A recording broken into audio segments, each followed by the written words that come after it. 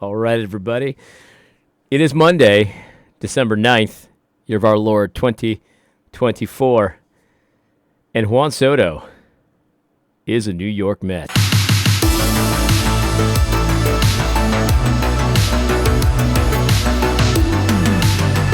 Oh, yes. Oh, yes. You know what? You just got to put the glasses on, man. This is a time for ultimates, what's it called? Drip. Yeah, I got to get the drip going. Yeah. I got my Puerto Rico hat. You know, my Mets hat is a little dirty and sweaty, so I need a new one. I need a new one that fits better. You know what I mean? Yeah. But this is a big day. Big day. This is a turning point for the New York Mets.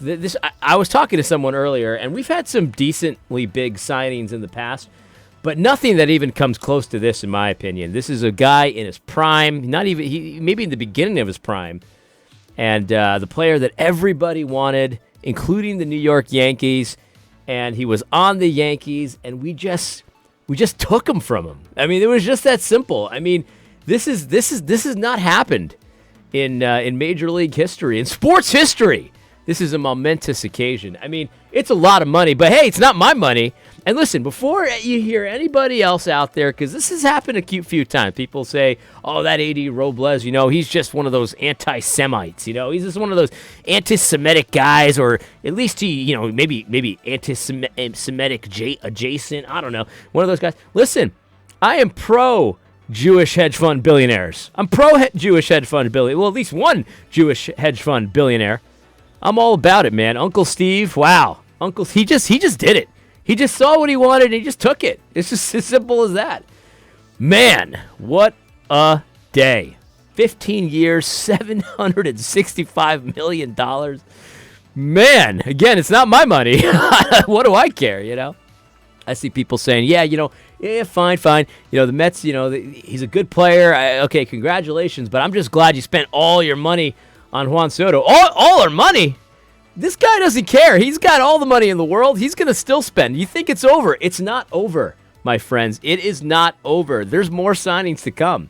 He's already on record. He doesn't care how much it costs. He's not trying to make money on the Mets, although he definitely is trying to make money on the Mets, and he will.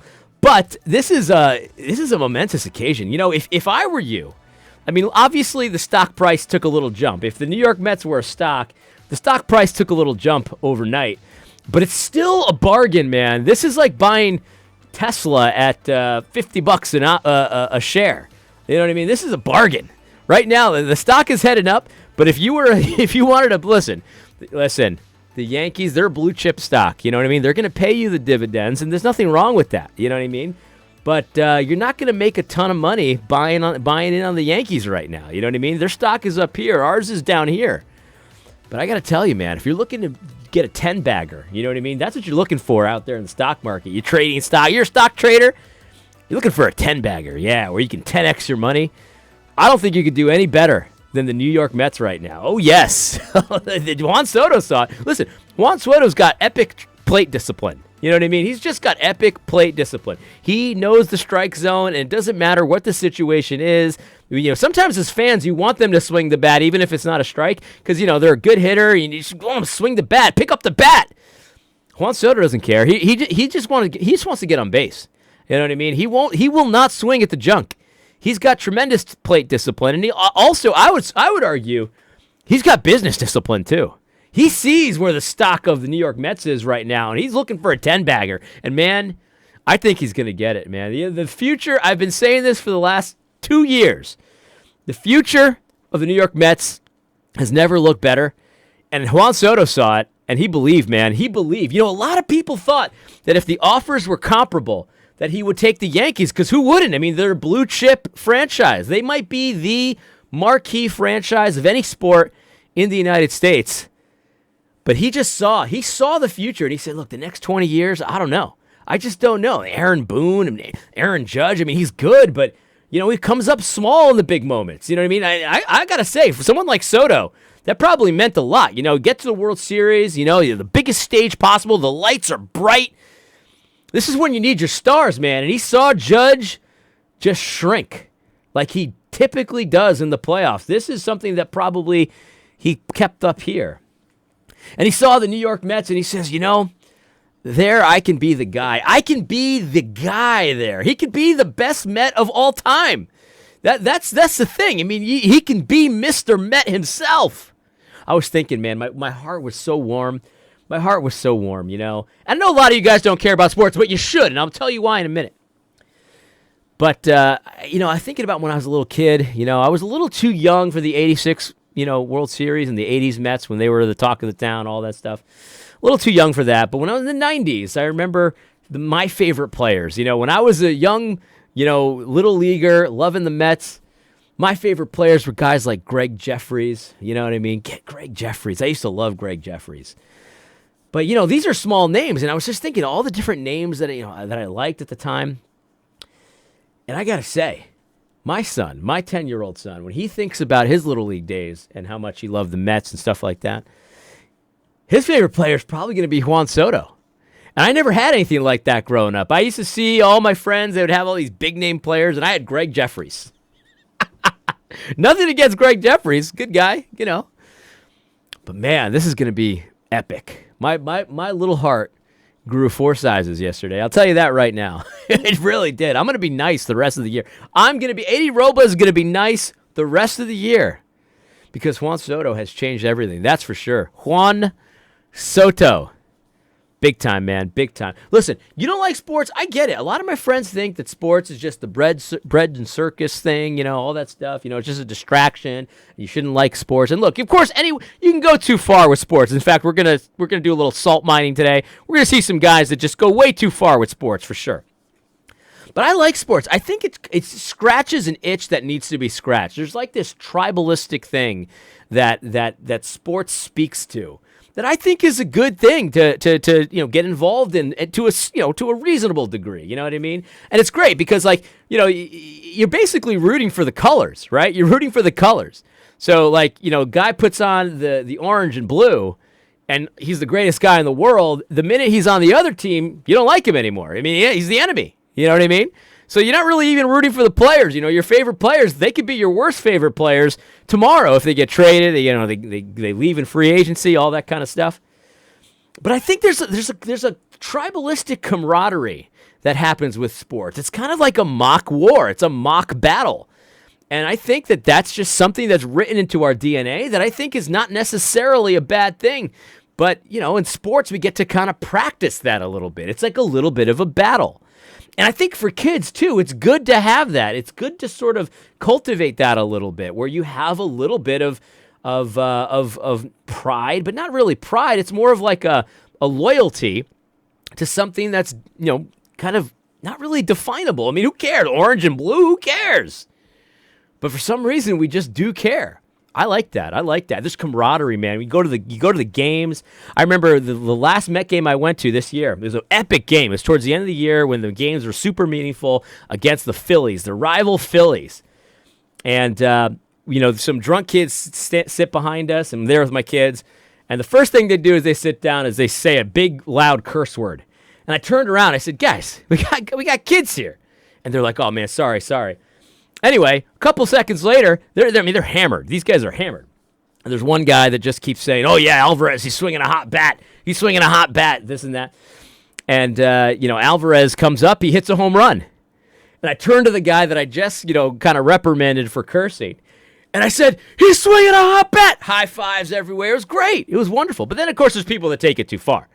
People are fighting in the stands and stuff like that. At that point, you need to take a step back. Maybe take a little break from sports. You take it way too seriously.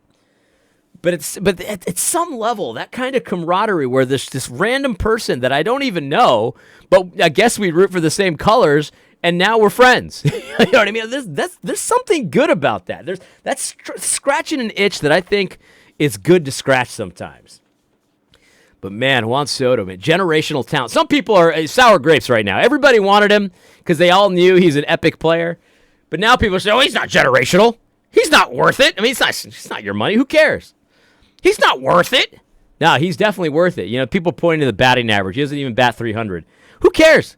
You got to get with the times. Nobody cares about batting average anymore. It's all about being on base. It's all about slugging. It's all about your RBIs. That's what it's about. And Juan Soto, he's going to score a ton of runs. He's going to get on base like an animal, and he's going to slug, and that's all you need him to do. Plate discipline like nobody's business. This guy is a great hitter. Every at-bat is going to be a quality at-bat. That's just what you're looking for these days. Man, Juan Soto's got it, man. He's got it. But Yankees fans right now, whoo, oh boy. They are not happy. They are not used to not getting what they ask for Christmas. They're the Yankees are like the rich kid that you grew up with, that he got every single thing he wanted for Christmas, and he just doesn't. He's not used to ever being told no. But they got told no, man, and they're not happy. Let's look at a few videos. Do a little. So it's the same kind of thing with Trump getting elected. You know, for some reason Yankees fans are deranged, and they decide to set up their cameras to show themselves doing embarrassing things. We'll start with some not so bad ones. This guy has a Soto jersey. He doesn't even say anything in this video. I take my glasses off. He chucks it in the garbage can. Okay. I mean, listen, I wouldn't have thrown it away. It's a good workout shirt, you know. Maybe, work in the backyard, stuff like that. I don't know. But Yankees fans, they might not have a lot of yards. But, you get it dirty. It's one of those shirts you don't care about. But, nah, he threw it away. Okay. It's your property. You do what you want. Not a big deal. Here's Wardy NYM, great Mets YouTuber. This guy's great. He says Yankees fans burning Soto jerseys when if they had more than a single brain cell, they would have been smart enough not to invest in what was always a short-term player. Soto didn't choose to ever be a Yankee. He was traded. Soto chose to be a Met. Ha ha. Yes, that's right. Soto never chose to be a Yankee. He had no say in the matter. He got traded. The first time he had a choice, though, what did he do? He signed with the orange and blue. That's right. That's what he did. He signed with the Met. He wanted to be a Met. You know what I mean? The money was close, and he just thought to himself with his trademark discipline, he said, which team has a brighter future? And he picked the New York Mets. That's right. Burn those jerseys, my friends. Burn them. Look, it's burning pretty good, too. Look at this. He burned the jersey. I would never have bought the Soto jersey. Even if it was the Mets that traded for him, no way. No way. You got him for a year and maybe more, but you wait to see if you sign him. But Yankees fans, they're scorned right now. Here we go. We got this psychopath. Now listen, let me tell you. This is a language warning. There's going to be some extreme language coming up. So if you got little kids or anything like that, or you don't want to hear curse words, just don't listen to the rest of this video, because if you do, you're going to hear a lot of curse words, because Yankees fans are not necessarily the classiest people out there. That's for sure. Don't do it. If you have little kids, if you don't want to hear curse words, stop right now. I've warned you. Here we go. Yo, Juan Soto, listen up, man. This is your new fucking home. This is your new home. It right looks here. beautiful. You ever been to Citi Field? It's beautiful. Listen, I'm biased, I understand, but I think it's well known that the new Citi Field is better than the new Yankee Stadium. It's just better. I'm sorry, it just is. It's a beautiful place to play baseball. It's a beautiful place to watch a game of baseball. You got to bring a lot of money, but this is what New York is. If you don't want to spend a lot of money, don't live in New York. But then, of course, he shows the bad side. Shut the fuck up and don't fucking complain. Look at this shithole. He's right, though. The neighborhood that Citi Field's in is like a demilitarized zone. It is very crappy. But this is why, when you go to a Mets game, you spring the extra $60, or maybe nowadays it's going to be $100. I don't know. And get the preferred parking. Get the parking right next to the thing, so that way you don't have to deal with this. When I was a kid, though, you had to walk through these neighborhoods. It's just a total. It's crappy. Put it that way. It's not a nice neighborhood. But he's right about this. Look at this, all these right across the street. Look at this. All these chop shops, which are basically probably just mafia places to launder money. Dump. Road fucking closed. Yeah. You chose this piece of shit to be your home for the next 15 fucking years. Listen, the Bronx isn't that much better. Let's just be honest. It's not. Let's just be honest about that. The neighborhood the Yankee Stadium's in, it's not that much better. It's better, but not that much better. You're a money-hungry fucking bitch. Fuck you. Fuck you. Every Yankee fan should burn your fucking jersey. Fuck I'm telling you, it's just like the rich kid who didn't get what he wanted for Christmas, and he always does, and he just one year they missed something, I guess, and he curses out his parents. This is what I expect would happen in those situations. Juan Soto, suck my fucking dick. Whew. Fuck you too, Scott Morris. Suck my fucking dick. Listen. He's mad. This guy's mad. Can't blame him. I mean, I guess I'd be upset too, but I mean, I wouldn't be doing this. You set up the camera just so you can make a fool of yourself. I don't know. Here we got Big Nick Turturro. See what he has to say. Hey, Juan Soto, I got 2 words for you. Fuck you! That's right. Fuck you and the horse you rode in on. And the Calvary behind you. That's right, motherfucker. Yeah, I'm taking it personal. We gave you our love. We gave you our fucking heart and soul. It wasn't enough. You turned your cap around after the World Series. I saw that fucking move. 700 million, 730. Yeah, it wasn't enough. It wasn't enough. Guaranteed years, it wasn't enough. You don't even choose the Dodgers. You don't even choose the Dodgers. You go off Broadway to the Mets. You don't want to be on Broadway, and you don't want to be Judge's guy. You don't want to be Judge's partner. Listen, oh, that's right, Judge. Listen. I think he's mad at Judge. I think he doesn't like the fact that Judge, when the lights are bright, when everything's on the line, he can't hit. He doesn't know how to hit. I think he's sick of it. You know, when you're clutch, that's the thing. I've never been super clutch. Like I've always been like one of the better players on baseball teams that I've been on. You know, little league and high school years, stuff like that. But I've never been the best. But if I would imagine if I was like super clutch, I was the best player of the team, I would probably resent those players that were good too, that were just as good as I was. But then when the key moment came, they forget how to swing. They forget how to catch a fly ball. I think Soto probably is not that happy with Judge. Good team. That's it. Let's stick it up his fucking ass. That's right. Let's go out. Let's get Burns, Fried, Bregman. Let's fucking Teoscar. I don't give a fuck. Yeah, get Bregman. That's right. Get Bregman. I think the Mets. I heard the Mets are in on Bregman. I'm not that good. I'm not high on Bregman. I don't want Bregman. I think if the Mets get Burns, I'm not gonna complain. I'm not like that high on him either. But these guys are like, you gotta get everybody. Get everybody. Listen, those days are over, my friend. Those days, they're over. You can't just have anything you want anymore. That's not how it works anymore. There's a new Steinbrenner in town, and he happens to be Jewish, and he happens to be a multi-billionaire, and he happens to be the owner of the New York Mets. That's the new Steinbrenner. Now, we're not fucking around. Take those fucking grungy, whatever those fucking, those stupid Mets. Fuck them. Hey, This guy looks like a mafioso about to beat your brains out, man. Wow. He's mad. That got mad. He got real upset. All right, this guy just looks sad. Let's see what he has to say.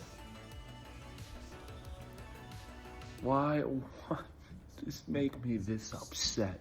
I don't know. We're building something with you. Make it to the World Series. Not anymore. The Mets are going to do nothing with you. And you know what, Juan? You lied to us.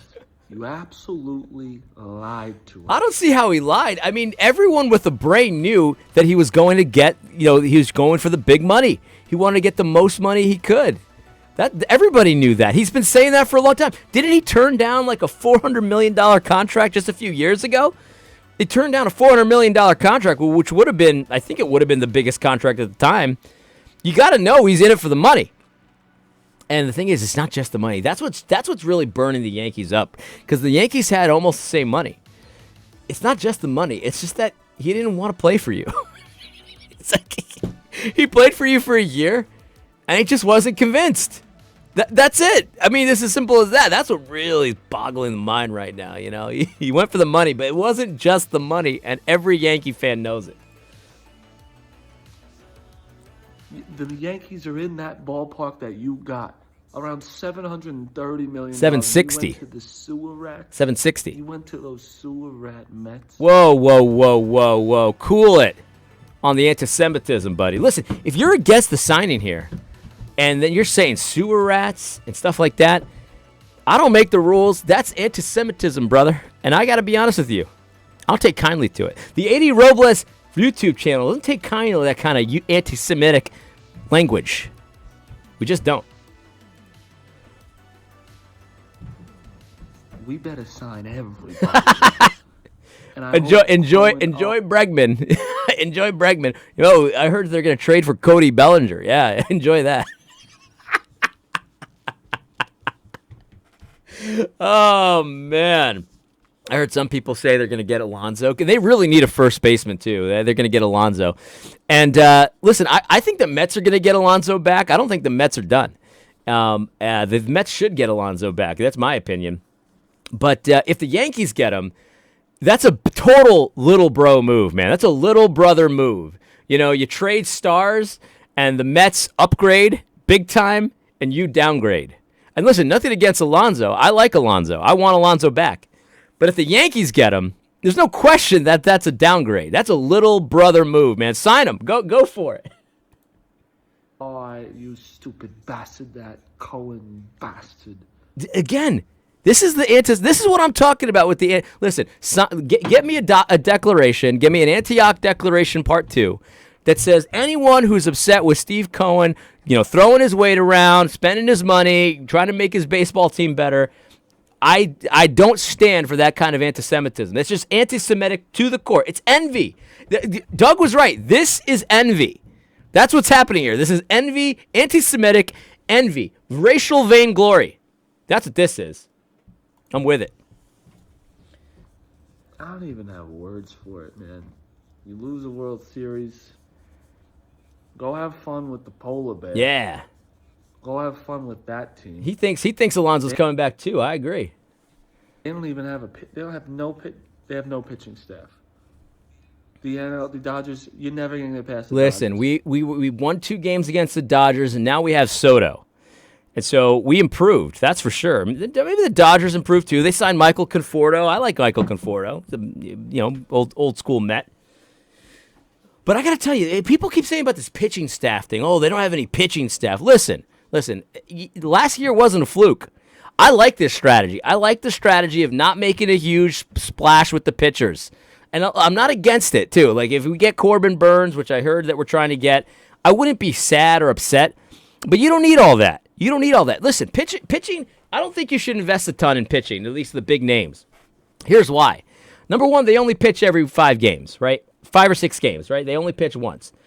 And so my thing is that you'd rather have a whole slew of good arms, because that way, and the difference between a good pitcher and like a great pitcher, ERA-wise, it's not that much. And it's only once every 5 games. Remember that.